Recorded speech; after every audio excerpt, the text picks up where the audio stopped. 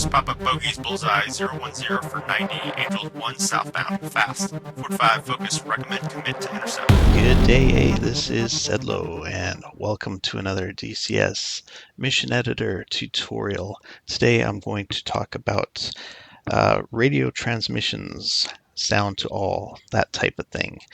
If you've played my missions, you know that I am a little bit crazy when it comes to radio transmissions. I find that having an active radio environment adds to the experience of the game. And yes, I know a lot of missions are zip lip these days, and that's fine. But hey, there are radio transmissions that happen, and if you want to put them in game, there's a couple ways to do it. Now, generally, the first way that people do it when they get into mission making is they use a sound to trigger. And what that is a trigger. You find your sound to down here somewhere. Sound to all, sound to coalition, sound to country, group, and unit, right? And then you find your audio file and it works. And you can even delay the start of it if you want to. Now, there's a couple reasons why I moved away from this. The main one being, well, there's two, but the main one is that say you have a sound to file playing that's 10 seconds long, and another trigger comes up with another sound to. The second trigger will cut off the first one, and it just will not play. So you'll lose all that audio. It's a limitation of the game, I guess, but that's the way it is. So that's why I moved into radio transmissions. Now, when two radio transmissions happen in real life, you get this weird thing called heterodyne. It's like yeah, that's kind of what it sounds like. But they interfere with each other and mess things up. In DCS, it doesn't really happen that way. You generally can hear one over the other, which is fine. I think it's better than having it completely cut off. Now, when I first started using radio transmissions, I would do it the traditional way. You put the trigger zone down somewhere on the map, and then you create a trigger with the radio transmission trigger action. And so, similar to Sound 2, you pick your file. This comes from a zone. So that's our zone there, new trigger zone. This is where the radio transmission will emanate from. You pick AM, FM, you can pick the frequency and the wattage. Add a name here, okay? I know it works generally if you leave it blank. I had a whole campaign, Bold Cheetah. I never named these things, and there was a change to DCS, and with not having a name there caused some of the transmissions not to work. Okay, so always put a name. Whenever you have a trigger and the option to put a name in there, put a unique name in there. And it doesn't matter if you just mash the keyboard, as long as it's different than the other one. All right. You know what? It might matter if you mash the keyboard. So just dad joke one. Okay.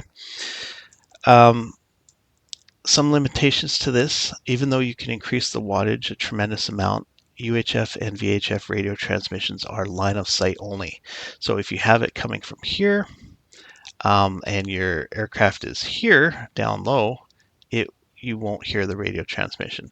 Yes, that is just like real life, but the problem is when you do these radio transmission files, you generally have different voices talking. You'd have, Cougar 1-1 inbound for a low approach, which is the player talking, and then the tower would say that. And generally, I tend to keep that all in one audio file just to make things a little bit easier on myself.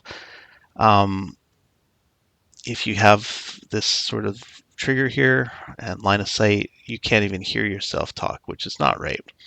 So the next way I tried to do it is the way a lot of the other mission makers do it. They'd put an aircraft, generally like an AWACS or something, or a C-130, orbiting over 29,000 feet, somewhere over here, and then they'd use a triggered action. And this is a way you can do it too. You can, first of all, perform command. you would set the frequency for, let's go set frequency for unit, and the unit would be aerial 11, and then add the name, of course. So you'd say he'd be on 269.9, okay? And why would you do this? You would do this because, well, hold on, let's just say transmit message first of all. You select your file. You could put your subtitle here. This would appear up in the upper left part of the screen, and that's just the way the radio subtitles work in DCS. So the look would be uniform, which is fine. And then to make that work, you would make a trigger. You would go AI task push. First of all, you'd set the frequency and then do another one and say transmit message. And then you'd have a radio transmission. I kind of found it a little cumbersome, but I did use it because if this was up high, the line of sight issues would be a lot less. Now, DCS introduced a new radio transmission method or way they do it in game, in which they added radio degradation.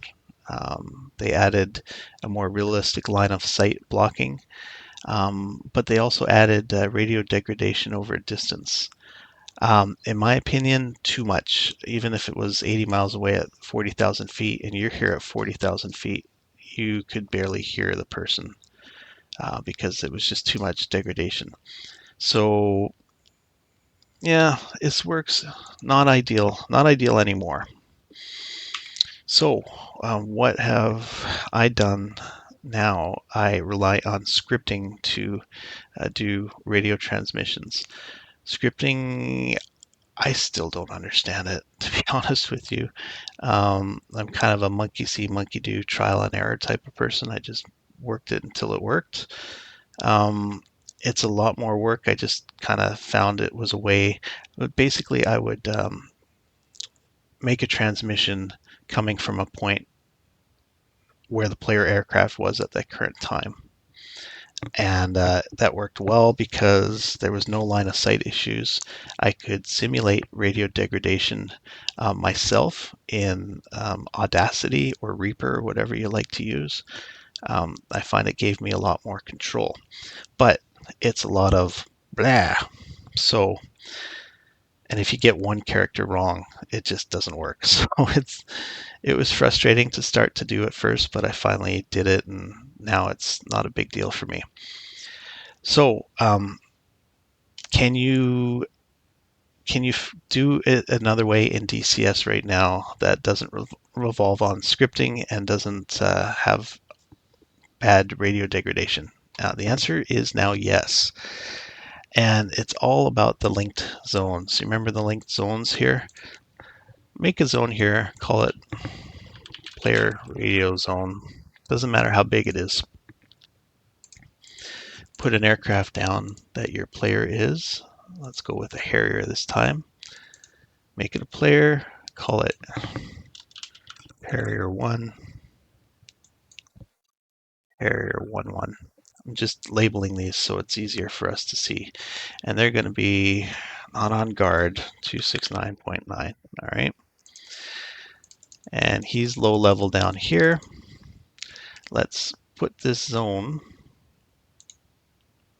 on the player. Let's link it to player Harrier 11. So now this zone is going to follow the player everywhere they go. Even if they're down low in the mountains, the zone follows. And now what we're going to do is a radio transmission like we did before. Pick your file, pick the zone, pick the modulation, pick the frequency, 269.9. We could say 100 watts, and we'll go TX1, always name it, remember? And now you are going to have a radio transmission that plays on this frequency exactly where this player is. No worry about line of sight. no worry about radio degradation. It's all there. And still, it's a radio transmission, so the player can adjust the volume up and down in game, and it won't be cut off by another radio transmission. It's less likely to, anyway. So, pitfall of this, okay? Remember with the pushed action? Oh, did I delete them? Yeah, I did. The push task radio transmission emanating from another aircraft. There is a problem with that in that with this, you can put a subtitle in and it'll be on the upper left. Currently in DCS right now, there is no separate trigger to put radio text subtitles in the upper left. Currently, all we have is message to all, which puts a black box up in the upper right. So it looks different than the other radio transmissions. Personally, I find that good. It sort of separates the player related stuff from the other stuff. But hey, if Eagle Dynamics is listening, I know that something you could do that would make this radio transmission be a lot more useful is that we have this box here, but maybe another box here that we could write out a radio subtitle that would be up here in the upper left, just like the other radio transmission text. It would be even better if there's two boxes here. You could have one for radio subtitle and the other for the other message to that would be over here. Just saying, expanded radio transmission menu, considering we can now link it to a zone, would be good.